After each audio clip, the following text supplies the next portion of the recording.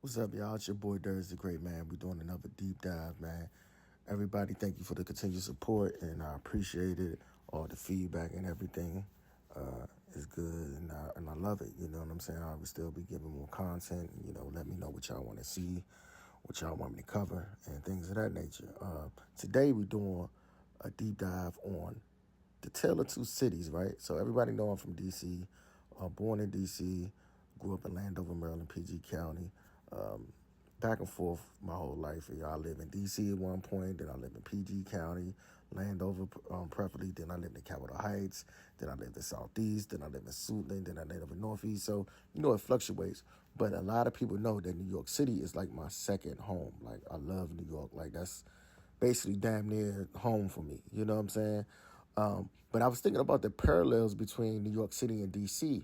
and how the infrastructure is different, but the parallels is close. So right now, you see I got a video of a map. I didn't mean to get this young lady in the picture or the video, but I wanted to do this to see what I was talking about. So we on a subway right now, New York subway on a train. I think this is on an A train. So as you look at the map, you see the Bronx, Manhattan, Queens, Staten Island, and Brooklyn. So let me break this down for you, okay? So Brooklyn, equivalent to the DMV in DC, will be equivalent to Southeast DC. Brooklyn has a lot of culture, a lot of, black culture, especially Bed-Stuy, this is pre-gentrification, Flatbush. And the reason I say it was parallel to Southeast, because Southeast is the same thing. Like Brooklyn is real prideful. When persons say, they don't say I'm from New York, they're like, I'm from Brooklyn. Just like somebody from DC say, I'm from Southeast, I'm from the South Side. And also it had a reputation to be kind of gritty and gutter. Like, these are the blue collar street niggas, the niggas that's known for, getting it in and, putting in work if they have to and things of that nature. So I will compare Brooklyn to Southeast.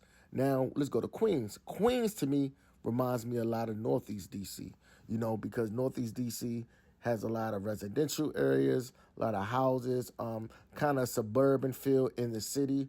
Some places in Northeast is gutter too, just like Queens. So Queens is the same thing. Queens is like the only place in New York City that has like the residential homes where people have lawns and things of that nature. You have people that's making good money, that have good jobs, like Jamaica Queens, for example, part of Jamaica Queens, Jamaica Estates. A lot of people in Jamaica Estates, have good jobs with the city. Black people will get money and things of that nature. Hollis, Queens. So I would compare Queens to Northeast DC. Think some parts of Queens like Brooklyn area, like Rhode Island Avenue, things of that, in that kind of realm and things of that nature. Or Hawaii Avenue, Newtown, that whole area. Queens kind of is synonymous with Northeast DC and that. So let's go to Manhattan. So it's different parts of Manhattan. You have downtown Manhattan, you have midtown Manhattan, and you have uptown Manhattan. So uptown will be like the Harlem. So uptown to me reminds me of the Georgia Avenues, the 640s, that area.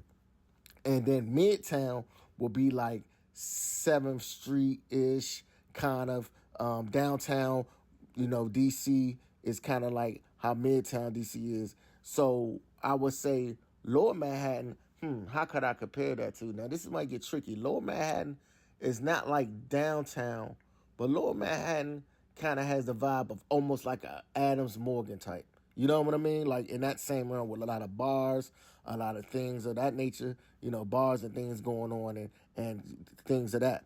So then let's get to the Bronx. The Bronx reminds me of 14th Street. So the Bronx is uptown too. The Bronx is not Manhattan, but it's outside of Manhattan, but it's further up over Manhattan. So it's considered uptown. But the Bronx, to me, is like almost like 1-4 or 14th Street or Columbia Heights. A lot of Latino influence, a lot of Latin people and things of that nature there. So that's what the Bronx reminds me of. The Bronx reminds me of, 1-4, Columbia Heights and things of that nature. And last but not least, we got Staten Island. Staten Island is almost like the redheaded stepchild of New York City. You know what I mean? Like, you see it's over in the corner by itself. It is on an island by itself. It's this own entity. People really know about Staten Island, about Wu-Tang Clan and the mafia. That's the Staten Island claim to fame. But if I have to compare it to anything, I honestly would compare Staten Island to Southwest DC. And the reason I say that is the infrastructure is around by water. It's not like the biggest quad in the it's 5 boroughs in New York. It's Queens, the Bronx, Manhattan, Brooklyn, and Staten Island. And Southwest is almost like that when it comes to DC.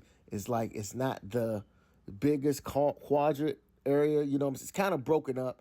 It's a lot of parts of downtown Southwest, and it's that parts of Southwest that's really close to Southeast, like off MLK, things of that nature, right before you get to Eastover. But then you got parts of Southwest that's by the National Stadium and the waterfront and all that nature, and it kind of gives me Southwest vibes. So this is my detail to tell the two cities and synonymous. Also, Queen, a lot of places in Queens reminds me of PG County as well too.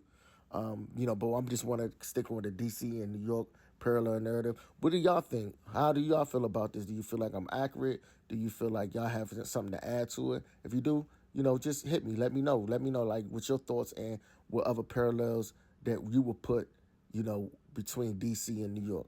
All right, Darius the Great signing out. Peace.